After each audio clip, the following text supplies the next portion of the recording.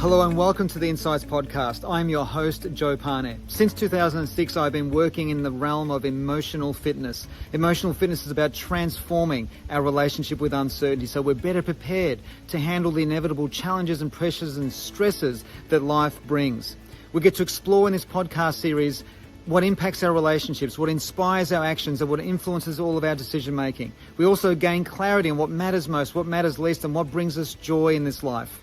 Join me on this journey from ambition to meaning as we explore deeply every nook and every cranny of emotional fitness. Thank you for being here, and I look forward to embarking on this adventure with you.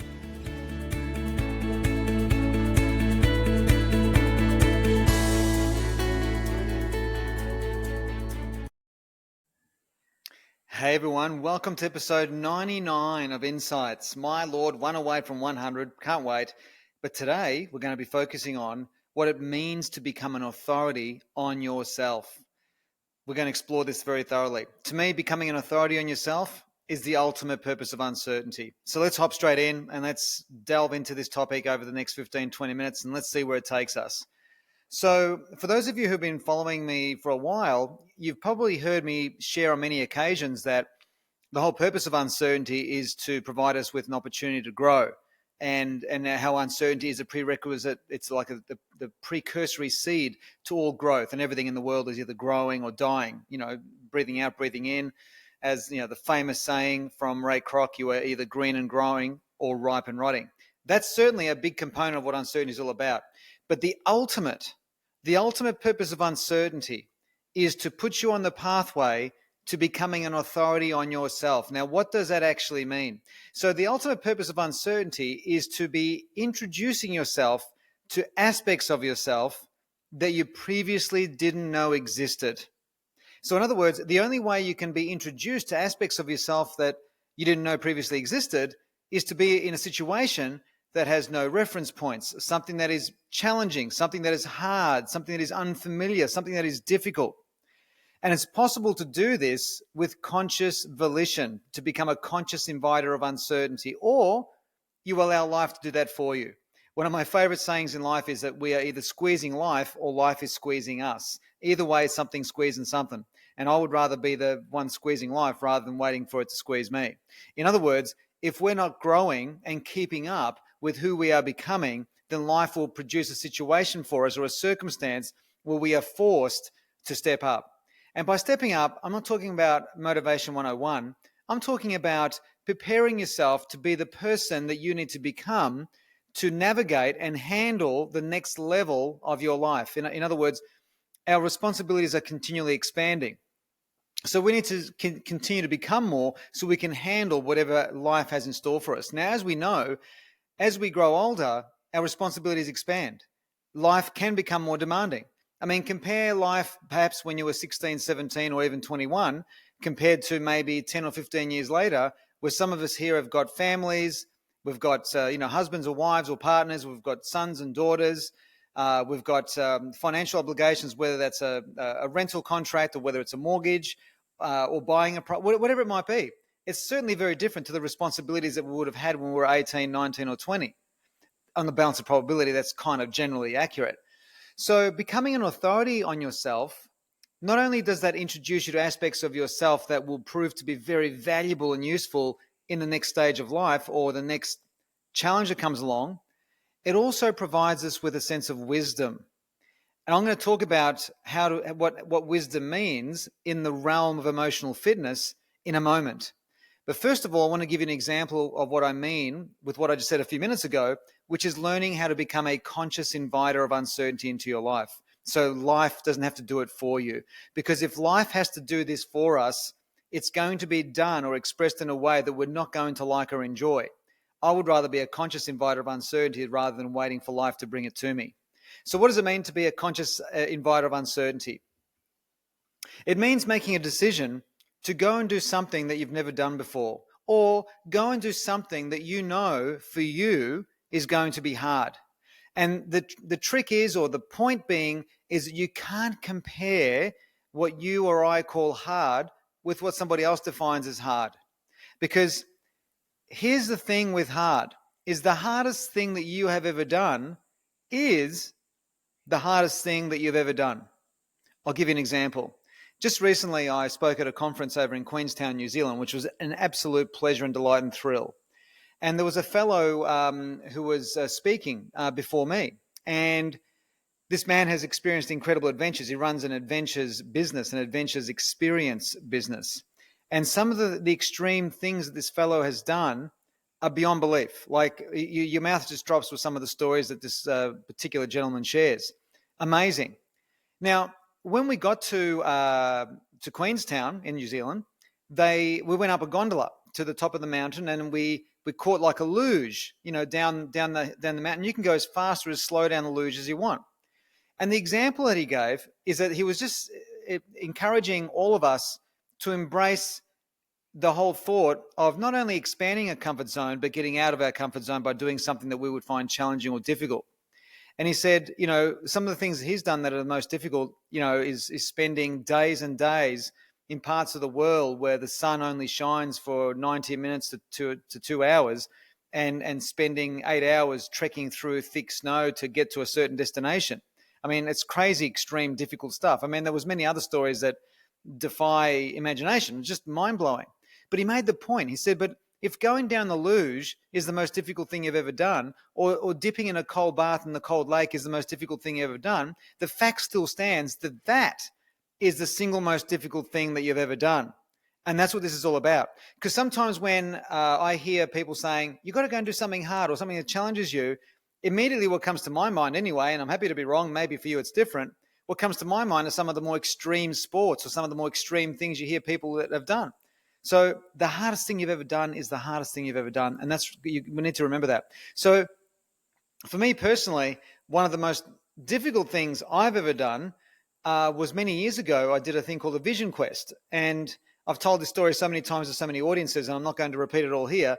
But the point was, the core of that story was spending 72 hours sitting out in the wild, out in the bush, with the trees and nothing else other than layers of clothing and some access to water and access to a whistle that was around my neck in case I panicked and wanted to go back to base camp. So there was no diaries, there was no books, there was no pens, there was no watches, there was no phones, there was no distraction at all. Like, you had no technology, no pen, no journals, nothing to read. You're just there with your mind and nature for 72 hours straight, and no food. So, and you had to prepare a certain way to make it through these 72 hours, right? That was the most difficult thing I've ever done. And the reason why I share that with you is because when I came through the other side of that, I got introduced to aspects of myself that I didn't know existed. The aspects of focus, the aspects of resilience, the aspect of staying power, the aspect of the power of a decision, that when you decide that you're committed to see the thing through. And I've got to say, after the first 30 hours, I did walk back to base camp wanting to leave. And the fellow that was in charge of the whole retreat sent me right back to, in that case, I had to go back into a sweat lodge tent, which was a whole other story. But he sent me back. And because of him, I stayed all the way through for the 72 hours. And I'm so glad that I did. I'm convinced to this day it's because of that I connected with the courage to start my own coaching and training business only about 2 years later, not even a year and a half later after that. That was November 2004.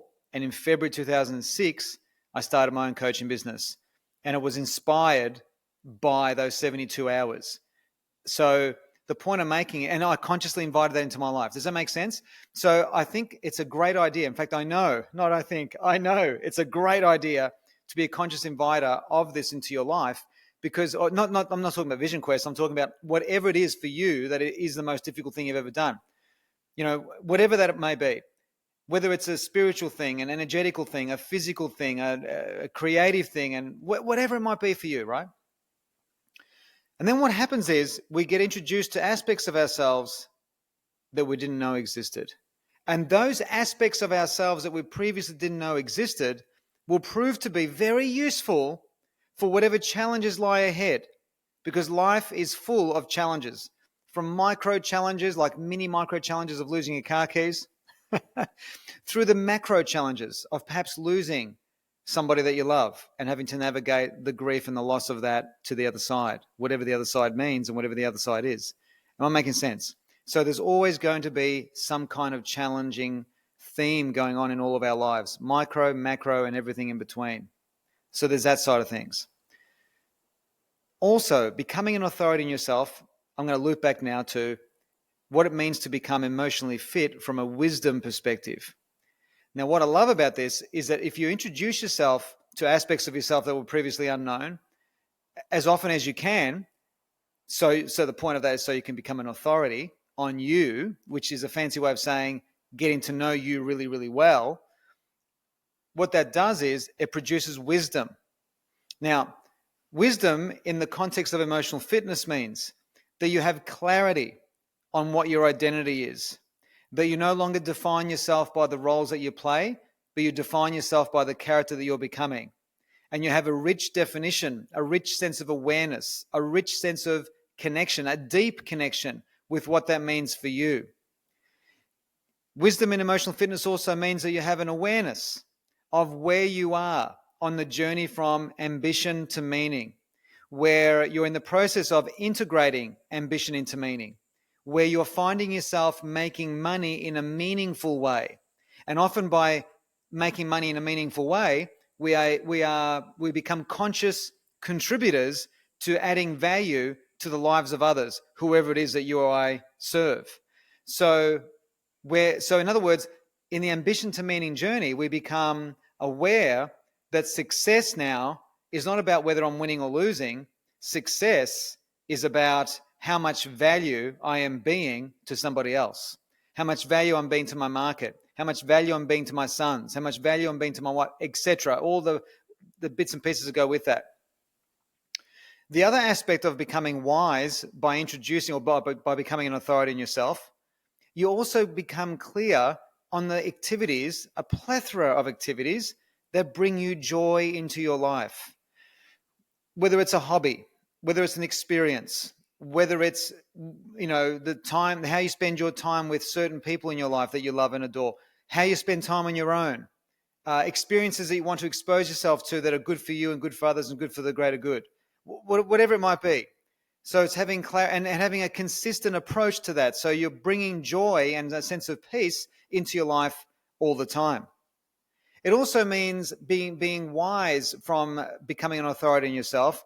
You become a master of your emotions. Now, by master of your emotions, I don't mean control your emotions. What I mean is you become aware of the role that you play in how you create your emotions, becoming aware that at any given moment, for most situations, not all, but for most situations, there's like an invisible drop-down menu, a meaning-making menu that drops in front of you, invisibly, unconsciously, that you make conscious, where you decide what you want to make an event or a situation mean, where you no longer get caught up in the micro mini dramas of why didn't that person respond to my call? Why haven't they responded to my text message or my email? You don't get caught up in that anymore because you are a conscious meaning maker and you can change and shift what that means in a heartbeat. And therefore you will change the way you feel about it. That's emotional fitness wisdom. That is becoming an authority on yourself. And then finally, the final piece of the puzzle when it comes to becoming an authority on yourself, to become wise from an emotionally fit perspective, is you have a very, very clear purview of the big picture of life. You can see clearly, not necessarily where you're heading, but you can see clearly in terms of who you've become, what matters, what doesn't matter anymore, where it's worth putting your energy, what decisions you need to make or have made that have brought you to where you are today, becoming a conscious inviter of uncertainty in all kinds of different ways, and where you have a sense of peace and you have instant access. And by instant access, 24/7, whenever you need it, you have instant access to gratitude and appreciation. That's what it means ultimately to become an authority on you. And up until this time of this recording, I am reasonably convinced that for most of us, we need to live at least a decade, minimum 1 decade, or even 2 decades in adult life through our 20s and 30s so we can build this wisdom. I believe it actually takes a couple of decades of experiencing career changes, relationship experiences, For those of us blessed to become parents, or those of us blessed to have the wisdom to choose to not become parents, whatever your situation is, starting a business, moving countries, whatever the experiences are that these 2 decades in our 20s and our 30s going into our 40s brings us, that's how you build a genuine sense of becoming an authority on you. Now, the other thing is that once you've become, and I'm going to wrap up in a minute, once you've become an authority on yourself, what this now means is that you're able to navigate the uncertainties of life with more clarity and direction. And when you can navigate life or uncertainty with clarity and direction, your growth just supercharges. Your ability to, your genuine sense of confidence, knowing that you can handle anything that comes, it's a beautiful feeling. And ultimately, becoming an authority in yourself is you giving you the ultimate gift. And that ultimate gift has got 2 core things in it. The ultimate gift is the gift of self-respect and self-trust. Now, let me tell you, most 20-year-olds, and this is a generalized comment, so it's not entirely accurate, but I don't know about you, but when I was 20, I don't think I had self-trust. I didn't know who I was. I don't think I had self-respect. My self-respect was inconsistent. But when you become an authority on yourself and you've experienced life for a couple of decades with all of the responsibilities and challenges that it brings, you get to a point where you begin to fall back in love with you and life itself. That's the ultimate emotional fitness. That's the ultimate purpose of becoming an authority on you. And once you've fallen in love with you and life itself, self-respect is present. A self-respecting individual has clear boundaries and just knows themselves. A self-respecting authority on self also has self-trust. They back themselves in no matter what life brings. So that's what I wanted to share with you today.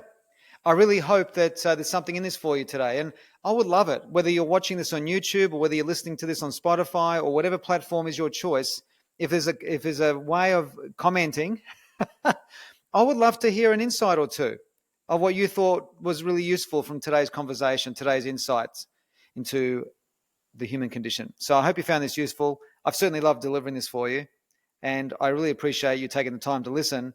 And I'm looking forward to the next episode, which is episode number 100. Can't wait. But for now, thank you so much for being here.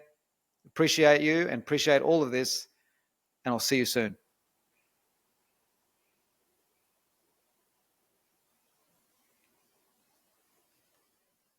I trust you enjoyed this latest episode of the Insights Podcast and received great value. Please remember to subscribe and share your reviews, and I'll see you again very soon.